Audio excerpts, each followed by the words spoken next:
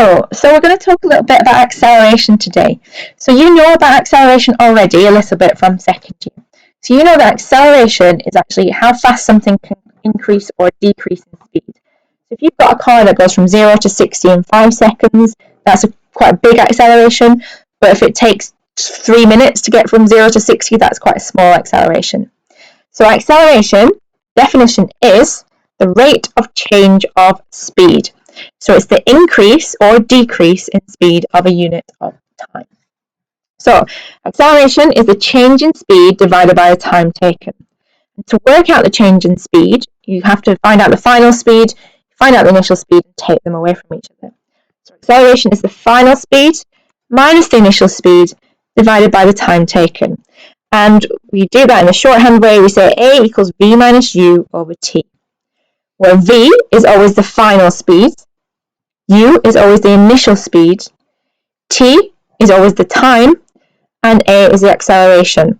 Final speed is in meters per second, initial speed is in meters per second, time is in seconds, and acceleration is in meters per second squared, or meters per second.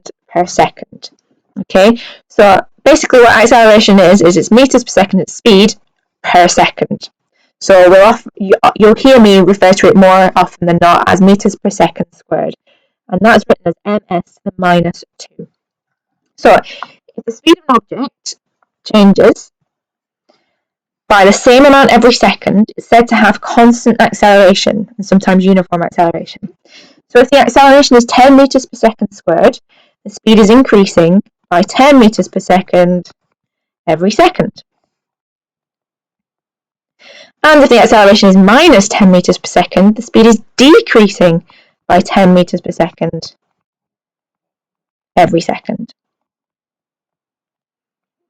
So to measure acceleration, if you wanted to do an experiment to measure acceleration, remember acceleration is final speed minus initial speed over the time taken. So to measure acceleration, you need a final speed, you need an initial speed, and you need the time taken to go between those 2 points. So what you'd use is 2 light gates, one at the top of the slope, one at the bottom of the slope, a trolley that goes through them, and you also need a timer to time between the 2 light gates. So you'd set your trolley up from the top of the slope, and as it goes through the first light gate 1, that would be your initial speed, U. And as it goes through the bottom light gate, that would be your final speed, V. You also need to find the time it takes to go between the 2, so that would be U on the stop clock measuring the time. So your final speed, your initial speed, and the time it takes, and that's how you can work out the acceleration. So the next page is basically just if we were going to do the experiment in class, we would just write the results there. So we'll skip that one, and we'll go through some worked examples of some acceleration questions. So a car accelerates uniformly from rest to 14 meters per second in 20 seconds.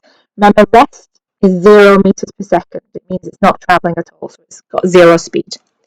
So from rest to 40 meters per second in 20 seconds. Calculate its acceleration. So acceleration is v minus u over t, final speed, minus initial speed over time taken. So it's going from 0 to 40, so its final speed is 40, its initial speed is 0, and it takes 20 seconds. So 40 minus 0 over 20 is 2. So we've got an acceleration of 2 meters per second. B, how long did it take to reach 15 meters per second? So it's still going from 0, so its initial speed is still 0. Final speed in this time is 15 meters per second, and we worked out the acceleration is 2 meters per second. So what we need to do is we'll rearrange that equation for time. So if acceleration is v minus u over t, then what we can do is to times both sides by t, so ta equals v minus u, then divide both sides by acceleration to get t on its own, so v minus u over a. So final speed is 15, initial speed is 0, acceleration we worked out is 2, so that comes to 7.5 seconds. And C, what was its speed after 12 seconds? So again, we want to find the final speed after 12 seconds. The initial speed is still 0. So we've got another equation there. So we started off with a equals v minus u over t, times both sides by t to get rid of that t underneath. So ta is v minus u, and to get a v on its own, we need to basically get that u out of the way. So we add u to both sides. So v is going to be u plus at. Okay, so initial speed is 0 again. Acceleration we still know is 2. And the time is, we're told in the question, is 12 seconds. So the final speed comes to 24 meters per second. Another example, it's here. I've already written it out for you. So a car is travelling at 30 meters per second. The driver brakes, and after 5 seconds, the speed of the car is 10 meters per second. So it's getting slower. A, calculate the acceleration of the car. So acceleration is final speed minus initial speed divided by time taken. So final speed is going from 30 to 10. So final speed in this case is 10. The initial speed was the speed at the start, which was 30, and it took 5 seconds.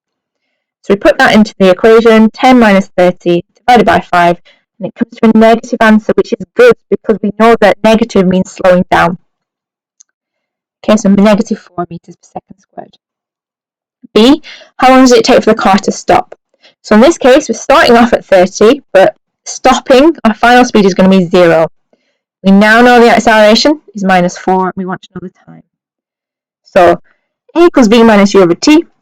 A is minus 4, v is 0, u is 30 divided by time. So times both sides by t, minus 4t is minus 30.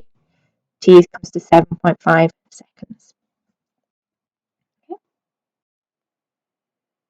Right, there's another question here. This one's a bit trickier.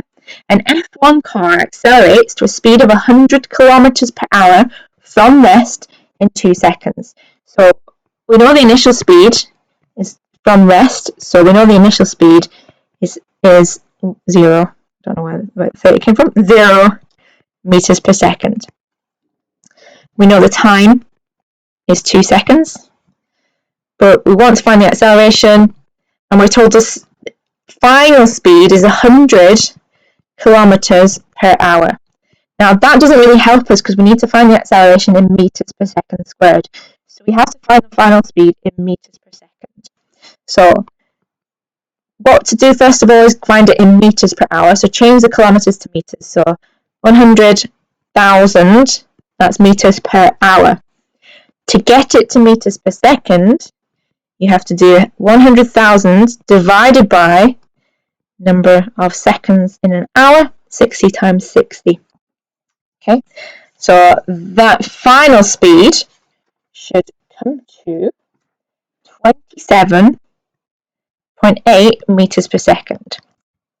So now we've got everything we need to put into the equation. So A equals V minus U over T. So V, we've now found out, is 27.8 meters per second minus the initial speed divided by the time, which is 2 seconds. And when you put all those in, you should come to an acceleration of 13.9 meters per second squared. So 2. Okay. Now I'd like you guys to have a go at some questions. As always, I'll provide the answers, but if you come across anything you don't understand, please let me know either through email, Wi-Fi, or Teams.